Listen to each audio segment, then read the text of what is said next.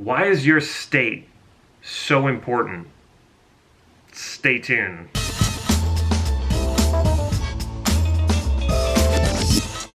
This is Damon Cart from NLP Gym. Why state is so important. If you haven't already, please click subscribe to this YouTube channel so you can get these videos on a regular basis. Why do we emphasize state and state management so much in NLP? Well, the short answer to that is your state determines what access you have to your inner resources. Really, the only thing standing in the way of what you want is access to your resources. So we have the present state, and that's the state of wanting, the state of not having what you want. And there is the desired state, the state that you want to be in. That's when you have what you want and you're accessing whatever it is internally that you want, which fulfills you, makes you happy, makes you feel successful. So the only thing that is the difference between your present state and your desired state is a resource or resources. And we say in NLP, there's a presupposition in NLP that you already have all the access to all of the resources you could possibly need to be happy, successful, whatever it is you want to achieve. Examples of resources could be determination, creativity, persistence, courage. These are the inner resources that we have. We don't need to go outside of ourselves to find that, even though a lot of people might think that they have to. They may need to find it in the environment or get it from other people. But no, these are your inner resources. You've experienced this before. You can re-experience it by remembering times when you experienced these resources or access these resources. So it's only a matter of remembering a time when, or imagining yourself having that access to that resource or experiencing those resources. Really, the only thing that's separating you from having what you want is accessing the right resource, or it could be more than one, so resources. I once heard Tony Robbins say that the greatest resource is resourcefulness. Now, I definitely agree with that. The only problem is it's not a very useful statement. So let's break this down a bit. So the easiest way to do this is to divide your life up into different contexts. It's hard to go at life all at once. So chunk it down to smaller contexts, like your personal life, your professional life, your social life, your work life, your parent life, your spouse life. It just makes things easier to do it that way. And then take one context. Do this one at a time, because it can get a little confusing if you don't. Take one context, let's say your work life or your professional life, and then ask yourself, what resources do you need access to in order to perform your best, perform optimally? And once you figure out what it is, what those resources are, then ask yourself, what state do you need to be in order to access those resources?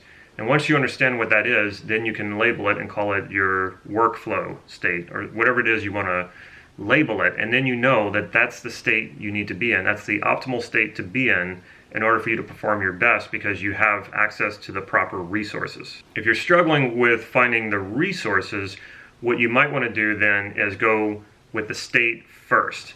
So remember a time when you were in that context and you were doing your absolute best, the best you've ever done. And associate or step into that memory like you're actually there again and access that state.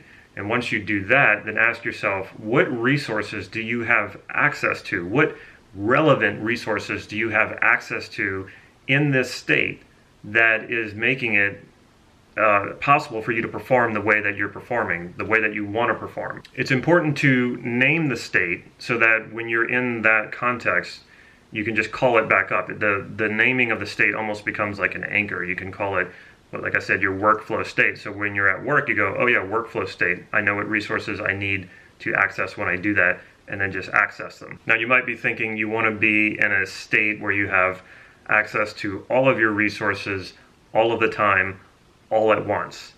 Now that might be possible. It's unlikely, but it might be possible. But if you were able to do that, it's such a general state that you probably wouldn't be able to really focus on what it is you want to accomplish. That's why it's important to chunk it down into context. And part of what focus allows us to put all of our attention, or most of our attention, on one thing so we can accomplish it.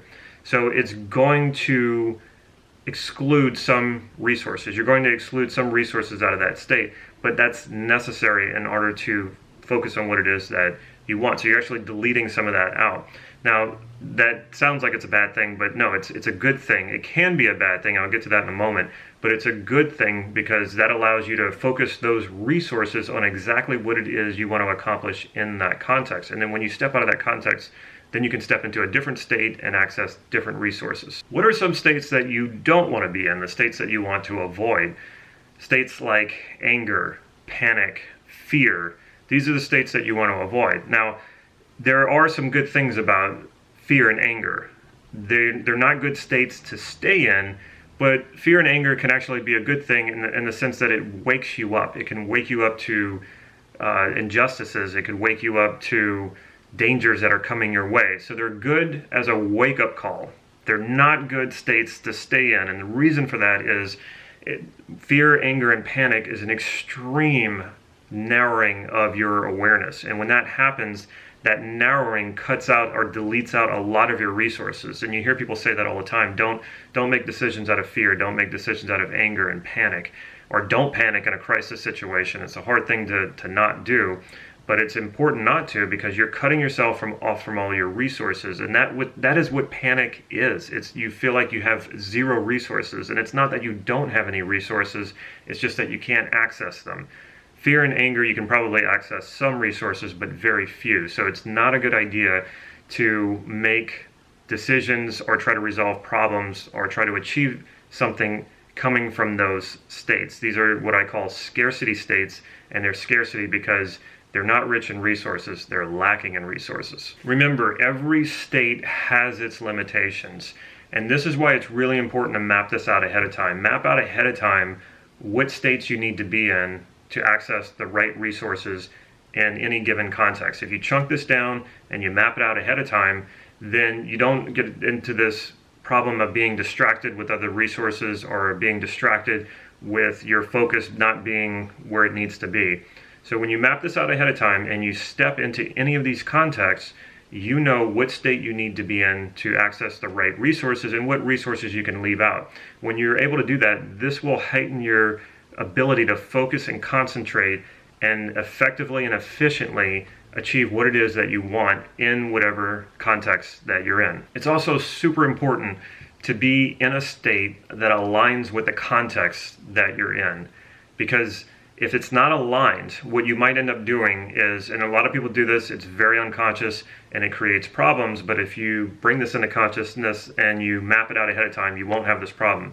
And that is, you go from parenting and you step into your professional life, your work, your office, wherever you go to work, and you're still in a parenting state and you haven't switched over to your work state, so you're not accessing the right resources in your work state. You're still accessing resources from a parent state. And then you come home from work and you need to be a wife or a husband, and you're still in the work state. So you're still accessing resources that are appropriate and aligned for work, but you're not doing it for your spouse or being in a relationship with someone else. So when that happens, you're going to be distracted. You're going to be you won't be accessing the resources that you need in that situation, and it starts to create problems. But when you understand this, you map it out, you chunk it down, you know this, you can step into whatever context and know immediately what state you need to be in, and so you immediately gain access to those resources, and then you perform optimally in that context. So greater awareness of your states will give you greater ability to control, manage those states, and it'll give you more flexibility in shifting from one state to the next whenever you need to, from going from one context to the next.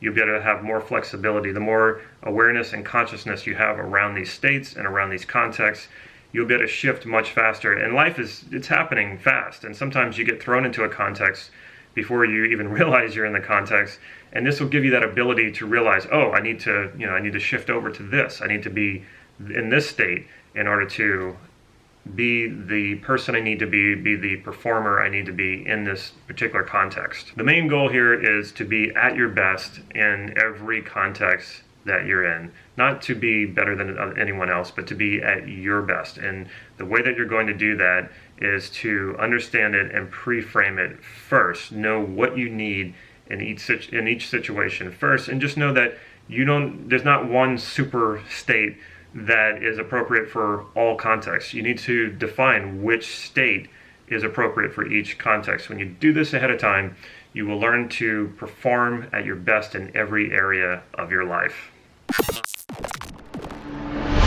Check out my website, nlp-gym.com. Follow me on Facebook for real-time updates on upcoming workshops, online trainings, and any talks I might be giving possibly in your area. If you like this video, please click like right down here. And again, if you haven't subscribed yet, please do that now so you can get these videos on a regular basis. Before I forget, I've also just put out there some free hypnotic inductions on unshakable confidence and also better sleep and less stress.